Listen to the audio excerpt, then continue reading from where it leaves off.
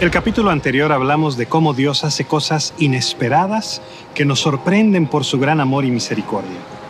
Pero hoy estudiaremos las distintas respuestas de aquellos que atestiguaron el nacimiento de Jesús. Miremos a Herodes como ejemplo de aquellos que responden a Jesús con temor. Hay quienes comprenden su respuesta, pues los magos llegan al palacio del rey Herodes y le dicen al rey actual de los judíos: ¿dónde está el rey de los judíos que ha nacido? Es decir, ponte en los zapatos de Herodes por un minuto. ¿Cómo puedes ver esto sino como una amenaza a tu propio reino? Si has estudiado un poco de historia, tendrá mucho sentido porque Herodes había sido el rey de Israel desde hace como 30 años, pero no tenía ningún derecho de linaje al trono. En otras palabras, era un rey ilegítimo en Israel, de manera que las palabras de los magos debieron sonar como dinamita en sus oídos. ¿Dónde está el rey que ha nacido, aquel que ha nacido rey de los judíos? Y Herodes responde con una mezcla de temor y de enojo. Les dice a los magos: miren, cuando encuentren al niño, por favor díganme para que yo también pueda venir a adorarlo. Pero sabemos que la verdadera intención de su corazón es eliminar cualquier obstáculo de su camino. Y esto lo vemos en el versículo 16 del capítulo 2, que dice: Herodes entonces, cuando se vio burlado por los magos, se enojó mucho y mandó matar a todos los niños menores de 2 años que había en Belén y en todos sus alrededores, conforme al tiempo que había inquirido de los magos. Pero incluso en nuestros días, hay quienes responden al nacimiento de Jesús con una mezcla de temor y enojo. No sé si has visto las noticias acerca de esto, pero ahora resulta que es ofensivo poner escenas de Navidad en los edificios del gobierno, en las escuelas, en lugares públicos. Y los ateos se manifiestan y hacen todo para impedirlo. Y es un ejemplo de las respuestas que tenemos hacia Jesús. Pero no nada más Herodes respondió con temor. Mira lo que dice el verso 3. Oyendo esto, el rey Herodes se turbó y toda Jerusalén con él. La noticia de este nacimiento especial llegó a oídos de toda Jerusalén, pero en lugar de emocionarse, se turbaron. Suena extraño porque Jerusalén era una ciudad religiosa. A la gente no le importaba Herodes, pero parece que su temor surge de que no quieren que nadie ni nada altere su estilo de vida relativamente pacífico. Es como decir: mira, la religión está bien, siempre y cuando no interfiera con mi manera de vivir. Y en la actualidad todavía nos encontramos con gente que responde a Jesús de esta manera. No son hostiles hacia Jesús como Herodes. A lo mejor hasta les gusta la historia de la Navidad, ese bebito que nació en un pesebre. Pero en lo general, les gustaría que Jesús se quedara en el pesebre y que no se meta con ellos. La religión está bien siempre y cuando no te metas conmigo. Y esa es la manera en la que mucha gente ve el Evangelio en nuestros días. Y es la manera en que mucha gente lo tomó en el primer siglo. Algunos responden con temor, pero fíjate también que algunos responden con indiferencia. Observa de nuevo los versículos 4 y 6. Y convocados todos los principales sacerdotes y los escribas del pueblo, les preguntó dónde había de nacer el Cristo. Ellos le dijeron: en Belén de Judea, porque así está escrito por el profeta: y tú, Belén, de la tierra de Judá, no eres la más pequeña entre los príncipes de Judá, porque de ti saldrá un guiador que apacentará a mi pueblo Israel. Quiero que te imagines la escena. Herodes está perturbado con la visita de los magos y la pregunta que le hicieron: ¿dónde está el rey de los judíos que ha nacido? Como Herodes no sabe qué hacer, reúne a los líderes religiosos, los sacerdotes, los escribas, que básicamente representan la izquierda y la derecha de la religión. Estos hombres nunca se ponían de acuerdo con nada, pero cuando les hacen esta pregunta, responden a una voz: Belén es el lugar donde el Mesías debía nacer. Y citan el Antiguo Testamento y luego se van a su casa. ¿Te das cuenta de la ironía? Estos magos extranjeros viajaron una gran distancia para venir a investigar acerca de la estrella para que pudieran adorar al Mesías. Y los líderes religiosos que podían citar con exactitud el Antiguo Testamento, dice que va a nacer en Belén, a unos 8 o 10 kilómetros de Jerusalén, no hacen nada al respecto. Casi te los puedes imaginar llegando a su casa esa noche: amorcito, no me lo vas a creer, el rey Herodes me invitó al palacio, me hizo una pregunta teológica y le di al clavo. ¡Qué manera de perder el punto! Si no fuera tan trágico, sería cómico. Pero quiero que sepas que no es un problema exclusivo del primer siglo. Un comentarista dice: los que más saben acerca de la fe en su mente son los que menos saben en su corazón. Y yo creo que en muchos casos esto es verdad en nuestros días.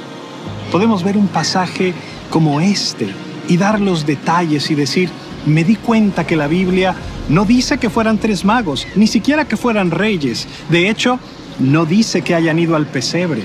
Dice que fueron a su casa y cuando ya era niño.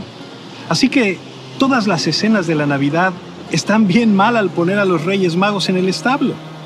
Bueno, está bien si te das cuenta de todas estas cosas, pero si nuestros corazones no quedan cautivos con el punto central de la historia, que Dios envió a su Hijo a nacer en Belén, que se hizo hombre para salvarnos, entonces algo anda mal con nosotros.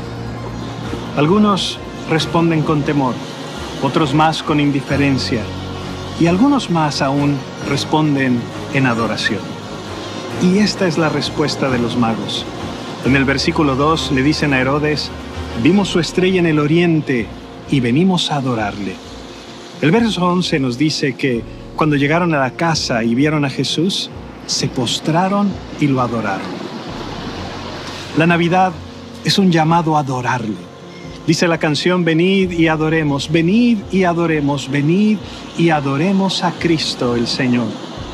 Quiero que veas la respuesta de los magos y lo que podemos aprender de esto, es decir, veamos los regalos de los magos. No tanto los regalos que le dan a Jesús de oro, incienso y mirra, sino los regalos que nos dan a nosotros con su ejemplo. Y creo que lo primero es que nos enseñan a actuar con lo que sabemos. Aparte de la aparición de la estrella, no es muy claro cuánta información tenían estos hombres. Puede que hayan tenido acceso a las escrituras del Antiguo Testamento. Parece que tenían conocimiento de la profecía de un Mesías que vendría, pero fuera de eso, no sabían mucho más. Sin embargo, actuaron como buenos detectives.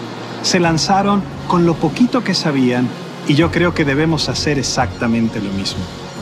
Yo sé que visitar una iglesia las primeras veces puede parecer bastante confuso y ves a la gente levantar las manos cuando cantan y oyes historias de personajes en la Biblia que no conoces. Oyes palabras que no entiendes como redención, concupiscencia, todas estas cosas que parecen confusas. Pero estás aquí porque quieres conocer un poco más de Dios. Actúa con lo que sabes. Sabes que necesitas a Dios. Sabes que como yo y todos los demás en este lugar somos pecadores y necesitamos el perdón de Dios. Sabes que Jesús vino a morir en la cruz para pagar el precio de nuestros pecados y que al tercer día resucitó, que puede transformar tu eternidad. Entonces, sabes lo suficiente. Da ese paso con lo que sabes y Dios se encargará del resto.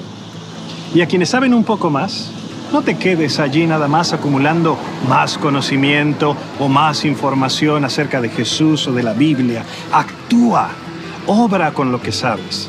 Porque los líderes sabían muchas cosas, sabían que nacería en Belén, pero se lo perdieron. Y de la misma manera, de nada nos sirve poder hablar de la encarnación de Cristo si no podemos vivir lo que todo esto implica. Los magos también nos enseñan a recibir el nacimiento de Cristo con gran gozo. Mira el versículo 10. Y al ver la estrella, se regocijaron con muy grande gozo. Los traductores de la Biblia han batallado mucho para poder traducir con precisión lo que Mateo nos está diciendo aquí. Algunos han traducido se sobregozaron, otros se alegraron en exceso. Pero creo que la mejor traducción es la de la ESV, que dice se regocijaron excesivamente con muy grande gozo. Y esa debe ser nuestra respuesta a la Navidad también. No quiere decir que ames las tiendas, las compras y los regalos, sino que consideremos que Dios nos amó tanto, que envió a Jesús al mundo, y eso debe llenar nuestros corazones de alegría. Yo sé que la Navidad puede ser muy difícil para algunas personas. Incluso para ti este pudo ser un año duro, económicamente hablando, o emocionalmente, o relacionalmente. A lo mejor el gozo no es una respuesta natural, pero en medio de todo, el saber que Dios nos ama y que nos ha demostrado de esta manera debería llenarnos de alegría en gran manera. Finalmente, los magos nos enseñan a dar lo que tenemos. En el versículo 11 los vemos trayendo sus regalos y abriendo sus tesoros, le ofrecieron presentes: oro, incienso y mirra. A lo largo de los siglos se ha dicho mucho acerca de estos regalos y se han interpretado simbólicamente. Algunos dicen que el oro representa la realeza y el incienso representa la divinidad y la mirra representa la muerte y la sepultura. Yo no creo que esa haya sido la intención de los magos. Yo creo que llegaron y eran hombres ricos de aquella tierra lejana y cuando vieron a Jesús quedaron tan impresionados con su grandeza y ofrecieron sus regalos como respuesta a su majestad. Así es como debemos responder a Dios. Dios no necesita nada de nosotros, pero conforme reflexionamos en su majestad, debemos entregarnos en respuesta a Él. Jesús lo explicó así: también el reino de los cielos es semejante a un mercader que busca buenas perlas, que habiendo hallado una perla preciosa, fue y vendió todo lo que tenía y la compró. Y así es como debemos responder a este increíble tesoro que tenemos en Cristo Jesús, entregarnos a Él por completo, pues teniendo a Cristo, lo tenemos todo.